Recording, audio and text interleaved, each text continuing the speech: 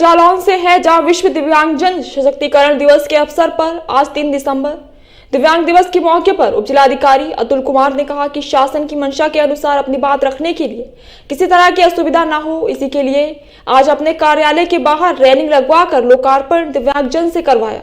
और आगे क्या कहा आप खुद ही सुने। दिव्यांग भगवान दास अहिरवार भी हमेशा कहीं ना कहीं आंदोलन करते हुए अपनी मांगों को पूरा करवाने में अपने दिव्यांग साथियों के लिए लड़ते रहते हैं। हमेशा दिव्यांगजनों के लिए विकलांग प्रमाण पत्र जारी करने के जो मापदंड सरकार ने बनाए हैं, अधिकांश अस्पतालों के सरकारी चिकित्सक उनके अनुसार विकलांगता प्रमाण पत्र जारी नहीं करते। जिला अस्पतालों में दलालों व बिचौलियों का बोलबाला रहता है, जिस कारण दिव्यांगजन सरकारी सुविधाओं से वंचित रह जाते हैं। सरकार द्वारा देश में दिव्यांगों के लिए कई नीतियां बनाई गई हैं। दिव्यांगजन को सरकारी नौकरियां, अस्पतालों, रेल, बस सभी जगह आरक्षण प्राप्त है, लेकिन जानकारी का अभाव व जागरूकता की कमी होने के कारण असुविधाओं में दिव्यांगजन लाभ लेने से वंचित रहते हैं। दिव्यांगजनों के लिए सरकार ने पेंशन योजना चला रखी है, लेकिन आज की महंगाई के दौर में पेंशन राशि बहुत कम है और जिसे सरकार को चाहिए कि पेंशन में बढ़ोतरी करे। नरेंद्र अग्रवाल गुल्लू ने कहा कि जिस दिव्यांगजनों की पेंशन ना मिल रही हो, उनको विकलांगता प्रमाण पत्र बनवाने में परेशान होना पड़ रहा है, तो वह लोग समिति के कार्यालय पर अपने कागजात के साथ निःशुल्क सेवा का लाभ ले सकते हैं।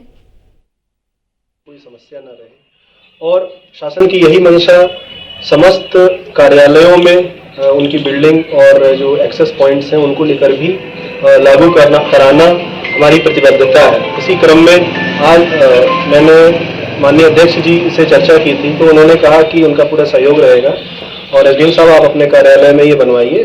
उन्होंने पूरी मदद भी की और समय से उन्होंने इसको कार्य को कंप्लीट कराया। अभी उन्हें किसी कार्य से बाहर जाना पड़ गया था तो वो नहीं थे। इस अवसर पर प्रशासन की तरफ से मेरा यही संदेश है कि कोई भी दिव्यांगजन किसी भी सरकारी कार्यालय में पहुंचने में या अपनी बात रखने में किसी संकोच का अनुभव न करें।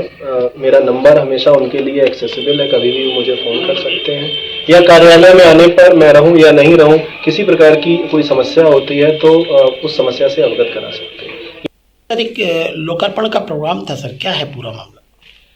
3 दिसंबर को अंतर्राष्ट्रीय दिव्यांगजन मनाया जाता है और शासन की मंशा है कि विभिन्न दिव्यांगजनों को अपनी बात रखने के लिए सरकारी दफ्तरों में आने में कोई असुविधा न हो।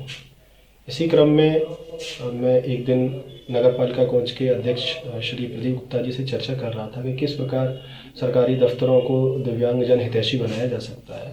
तो उन्होंने एक बात रखी कि आपके कार्यालय में जो भी इसके लिए हो हम करना चाहते हैं।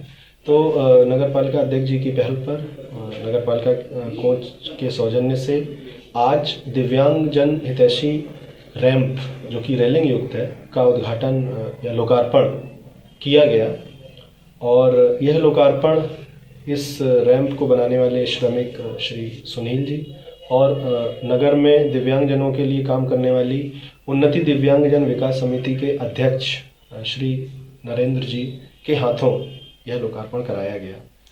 आज नगर पालिका के जेई श्री अरुण कुमार जी भी इस मौके पर उपस्थित रहे और इस पूरे जो रैंप को निर्माण करने की जो पहल की थी वो बीजेपी के संयोजक हैं श्री अमित उपाध्याय जी, वो भी मौजूद रहे। इस अवसर पर शासन की तरफ से दिव्यांगजनों को और आम जनता को यही संदेश है कि हमें अपने बिल्डिंग्स को, अपने परिसरों को दिव्यांगजन हितैषी बनाना चाहिए, ताकि कोई भी दिव्यांगजन जब सरकारी दफ्तर में अपनी समस्या या फरियाद लेकर आए तो उन्हें अधिकारी के पास पहुंचने में कोई असुविधा का सामना न करना पड़े।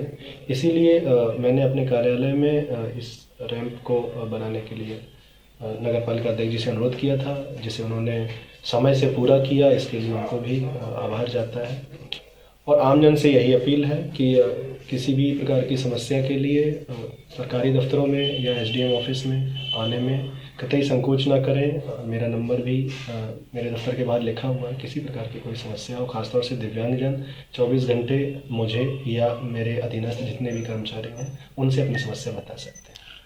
सर, मैं भी देख रहा हूँ आपका जब से नगर कोच में आगमन हुआ है, आप दिव्यांगजन की तरफ ज़्यादा आपकी दिलचस्पी है सर, क्या उसकी विशेषता बताएं सर? देखिए, शासन की ये पॉलिसी है कि जो समाज की पायदान पे जो वंचित व्यक्ति है उस तक सरकारी योजनाओं का लाभ पहुँचे। और उसको अपने परिवेश में, गांव में, नगर में जिन समस्याओं का सामना करना पड़ रहा है उनको सुलझाने के लिए, उनके समाधान के लिए वो अधिकारियों तक बिना किसी बाधा के अपनी बात रख सके।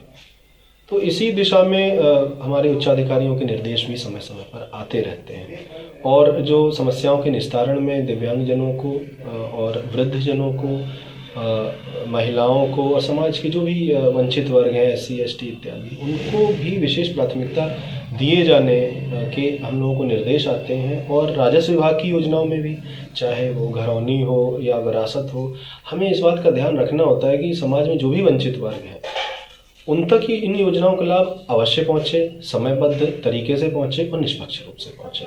तो इसी क्रम में कुछ गाइडलाइंस भी दिए जाते हैं। 2016 की मिनिस्ट्री ऑफ सोशल जस्टिस की गाइडलाइंस भी हैं कि सरकारी दफ्तरों को दिव्यांगजन हितैषी बनाया जाए।